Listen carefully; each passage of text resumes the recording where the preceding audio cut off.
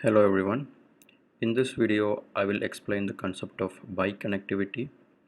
We know a connected graph is a graph where you can find a path from any vertex to any other vertex. I have shown two such graphs which are undirected and connected. Now coming to biconnectivity, that is a connected undirected graph is biconnected if there are no vertices whose removal disconnects the rest of the graph. Okay, in other words, in a biconnected graph, even if you remove any of the vertices, the graph will still be connected. That means if you remove any of the vertices of this particular graph, and if the rest of the graph is a connected graph, then we will call that graph as a biconnected graph. And if the removal of any of the vertices in this graph makes this entire graph disconnected, then that graph is not a biconnected graph. So let's say, for example, if I remove the vertex A, then you can see that the rest of the graph is still connected. And if I remove the vertex D, then the rest of the graph is still connected. Then if I remove B, the rest of the graph is connected. And if I remove E, the rest of the graph is connected. And if I remove C, the rest of the graph is connected. That is, you can find a path from any vertex to any other vertex. Okay. And suppose that in this graph, if I remove the vertex A, the rest of the graph is connected. If I remove B, the rest of the graph is connected. And if I remove C, you can see that the graph is disconnected. Okay, so this is not a biconnected graph. And if I remove D, again the graph is disconnected because you have two different components. So that makes this graph a non-biconnected graph. And if I remove E, then there is no problem of connectivity. And if I remove F, the graph is still connected. So even if there is one vertex whose removal makes the graph disconnected, then that graph is not a biconnected graph, and otherwise the graph is a biconnected graph. So in this example, this graph is biconnected and this graph is not biconnected. Now the vertices whose removal makes the graph disconnected, such as the vertex C or the vertex D, these vertices are called the articulation points. That is articulation points. So in this graph we have the vertex C and D as the articulation points. The definition of articulation point is this one. In a graph which is not biconnected, the vertex or vertices whose removal would disconnect the graph are known as the articulation points. So in the first graph we do not have any articulation point. In the second one we have two articulation points, that is the vertex C and vertex D. Now we will look at two practical examples where the concept of biconnectivity can be applied. Suppose that if nodes are computers and edges are links in a computer network, then if any computer goes down, then the network mail should be unaffected. Suppose that you have a computer network like this where you have different computers located at different places and you have the links between them as the edges of the graph. Imagine that if any of the computer goes down, let's say this computer is going down, then that will make the entire graph disconnected. So you will not be able to send any information from either of these computers to any of these two computers. So for a reliable computer network, we have to make the computer network graph as a biconnected graph. And the second one is, if a mass transport system is biconnected, then there is always an alternate route if some junctions are disrupted. So imagine that these vertices represent some junctions and the edges represent the route between them, and due to some reason if any of the junctions are disrupted, then we will not be able to go from any of these junctions to any of these two junctions. So this graph is not a biconnected graph. If it is biconnected, then we will be able to go from one vertex to any other vertex. Now we will look at a procedure by which we can find all the articulation points in a connected graph. Thus we can determine whether a graph is biconnected or not. So I have listed the steps over here. That is, if you want to find the all articulation points in a connected graph, These are the steps that we need to perform. First, starting at any vertex, perform a depth first search. Okay, so we know how to perform a depth first search. That is, we have to go in deep as much as we can, and if we cannot find any vertex further, then we have to backtrack, then continue the process and number the nodes as they are visited. That is, we have to give a number for each of these nodes in the order the depth first search is performed. For each vertex v, we call this number as a num of v. Okay, so this is the variable that will indicate the vertex number. The second step is, for each vertex v in the depth first search spanning tree, the depth first search spanning tree is a tree that we will form out of a graph by taking the vertices as the nodes of the tree in the order in which the depth first search is performed. And we will see it. Compute the lowest numbered vertex, which we call low of v, that is reachable from the vertex v by taking 0 or more tree edges and possibly one back edge. Once the first two steps are done, then the step 3 and 4 will determine whether a vertex is articulation point or not. Okay. The third step is, the root of the depth first search spanning tree is an articulation point, or the first node of the tree is an articulation point if and only if it has more than one children. That is the case for the first vertex. And the fourth step is, any other vertex v is an articulation point if and only if v has some child w such that low of w is greater than or equal to num of v. And we know what is low and num variable that we have defined in the first two steps. Now we will take an example on which we can run this procedure. I have shown an example graph over here. Now we need to determine whether there is any articulation point in this graph in order to determine whether this graph is biconnected or not.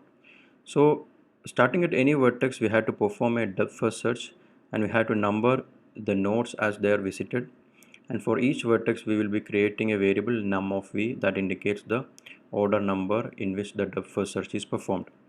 So we know the depth first search, we will go in deep as much as we can, and if we cannot find any vertex further, we will trace back and we will continue the procedure again. I'm starting from this vertex A. Now I'm going to perform a depth first search on this graph. So this is the first vertex I'm going to visit, so that gets a number 1. Then I'm going to visit the vertex B, so it gets a number 2. Then I'm going to visit the vertex C, that gets a number 3.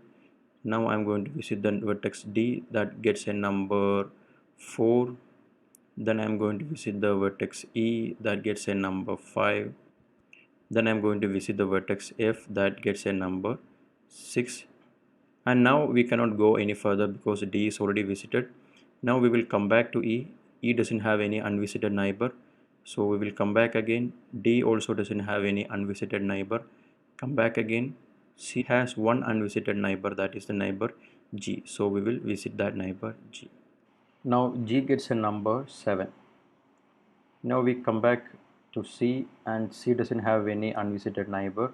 Then you come back to B, B doesn't have any unvisited neighbor. Then you come back to A also doesn't have any unvisited neighbor. So we have finished our depth first search. Now if you look at the tree structure that is formed by these connected arrows, then that is called the depth first search spanning tree. That is, that tree spans over all the vertices of this graph. I will show that tree in a separate diagram. Now I have shown the depth first search spanning tree in a separate diagram. I have given some extra space for each of these vertices so that I can write something inside it. The first thing I would like to write inside these vertices is the num variable or the num of v. Okay. So the num value of A is 1, num value of B is 2, C is 3, D is 4, for E it is 5, for F it is 6, and for G it is 7. Okay. Now we are going to the second step.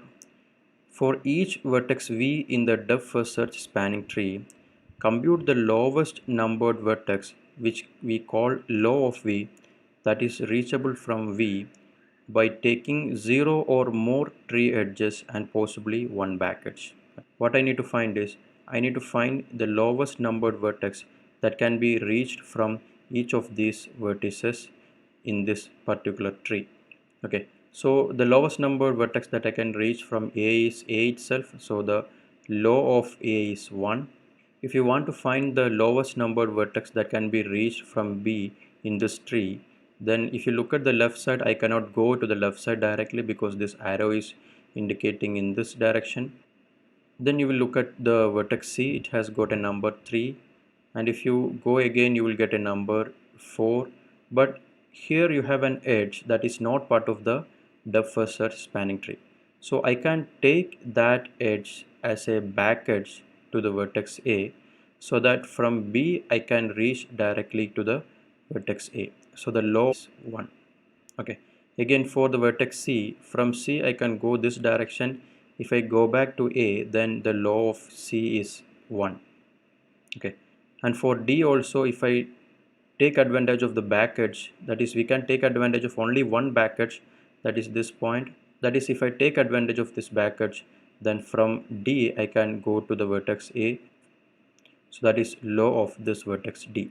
Looking at E, the lowest numbered vertex that I can reach from this vertex is 6.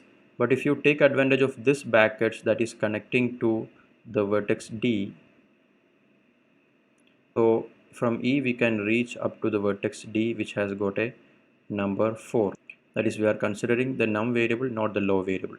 Similarly, from the vertex F I can reach to the node D, so it has got a number 4.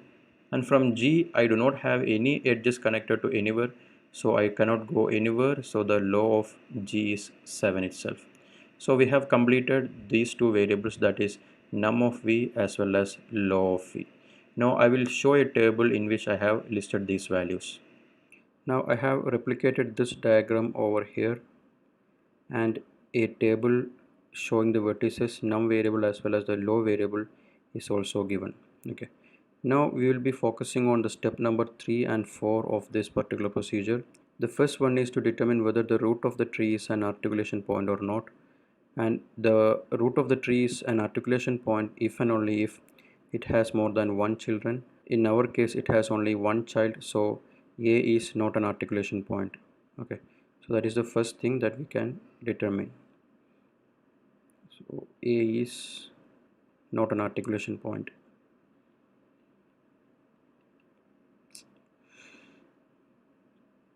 To determine whether the other vertices are articulation points or not, we have to check this condition, and we have V as the vertex and the child W. Then if this condition satisfies, then the vertex V is an articulation point. Okay, so we will have to take all the edges V comma W in the spanning tree. Now I will show all the edges that are there in the spanning tree. So we have the first edge BC. We are not taking the case of A because the case of A is already determined. Then the next edge is BC. The next one is CD. Then we have DE. Then EF. Then CG. Okay, so I have taken this one, this one, this one, this one, and this one. So all these edges are given in the order V comma W. Okay, now we will take the law of W. So law of W is law of C. Law of C, we will determine whether that value is greater than or equal to the num of B. Okay, so law of C is 1. Is it greater than or equal to num of B? Num of B is 2. So this condition is not true. Okay, so we can say that B is not an articulation point from this particular expression. Then we will take the case of CD. So we will determine whether law of D is greater than or equal to num of C. So that implies law of D is 1, num of C is 3. So this is also false. Now the next one is law of E. We are checking whether it is greater than or equal to num of D. Law of E is 4, num of D is also 4. In this equation we see that this is satisfied, so D is an articulation point. Okay. Next one is law of F, whether it is greater than or equal to num of E. So that implies law of F is 4, num of E is 5. So this is false. So E is not an articulation point from this equation. Now the next one is law of G, whether it is greater than or equal to num of C. Law of G is 7, whether it is greater than or equal to num of C. Num of C is 3. So this equation also satisfies the condition. So we can say that C is an articulation point from this equation.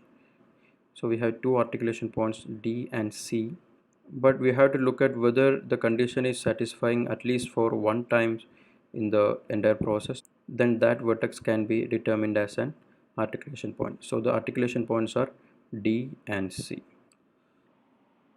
Now we have determined the vertices C and D as the articulation points. So we can verify it by removing those vertices from this graph. If I remove C, you can see that the graph is disconnected, and if I remove D, then also the graph is disconnected. Okay, so that is how we find the articulation points for a given connected graph. Now we will look at another example for finding the articulation point. I have given a connected graph of 12 nodes. First I have to perform the depth first search.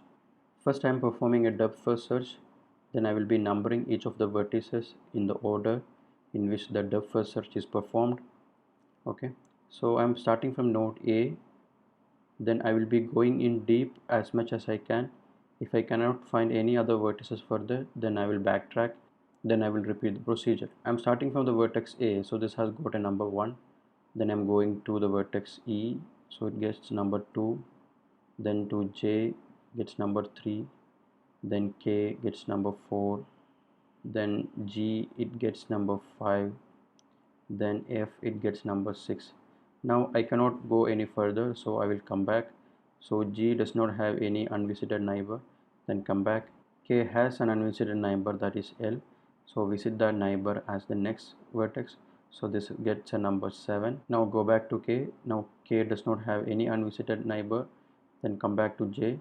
J has one unvisited neighbor, that is a vertex I, so you start from here, so I gets the number 8, then you go forward, so this gets the number 9, this gets the number 10, then you do not have any unvisited neighbor for the node C, so you come back to the node H, there is no unvisited neighbor for H, then come back to I has one unvisited vertex, that is D, so D gets the number 11, then we cannot go any further because D does not have any unvisited neighbor, then come back to I, the neighbors of I is also finished, then come back to J, the neighbors of J is also finished, then come back to E. E has one unvisited neighbor, that is B, so B gets the number 12, then come back to E, then we are looking at the neighbors of E, neighbors of E is also finished, then come back to A, the neighbors of A is also finished. So this one gives the depth first search traversal order. Now we have to construct a depth first search spanning tree, in which I will be drawing the tree in the order in which we perform the depth first search. Now I have shown all the vertices of the graph, then the depth first search traversal order number. Now I'm going to construct the depth first search spanning tree. So we visited E as the neighbor of A, so we will have this one in the spanning tree. Then we visited J as the neighbor of E. Then we visited K as the neighbor of J. Then G as the neighbor of K. Then F as the neighbor of G. Then L as the neighbor of K. Then I as the neighbor of J. in H as the neighbor of I, then C as the neighbor of H, then D as the neighbor of I, then B as the neighbor of E. Now we have to write the lowest numbered vertex that can be reached from each of these vertices. So the lowest numbered vertex that can be reached from A is 1 itself. So I'm writing 1. The lowest numbered vertex that I can reach from E is, if you consider this edge as a back edge, then I can go from D to A. So I can complete this path, that is E to J, J to I to D, then D to A. So the lowest vertex that can be reached from E is 1 again. Then from 3 also I can reach to the vertex 1. The lowest numbered vertex that can be reached from K is 3 if you consider this edge as a back edge. So from K I can go to G, then to F, then back to J. So the low number of K is 3, and for these two vertices also the lower number will be 3 itself. Then from 7 we cannot go anywhere because we do not have any edge to consider as a back edge.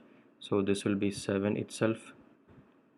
From I can go to the vertex A if I consider this as the back edge. So the lowest numbered vertex that can be reached from I is A because it has a number 1. So this gets the number 1. From vertex H, if I consider this one as a back edge, then the lowest numbered vertex that can be reached from H is 8, and the lowest numbered vertex that can be reached from 10 is also 8. Then the lowest numbered vertex that can be reached from this D is also 1 because that is the vertex A. Now the lowest numbered vertex that can be reached from the vertex B is 12 because we cannot go from this vertex B to any other vertex as far as the spanning tree is concerned. Now we have to find the articulation points in this particular graph. Now if you look at the first node, that is the node A, the A has only one children in the spanning tree, so A is not an articulation point. First we will consider the edge EJ, then JK, etc. We do not want to consider any edges that is coming from A because A is already determined. So we will be listing all the edges EJ, JK, KL, etc. Then we will compare two values, that is the low value of this vertex and the num value of this vertex.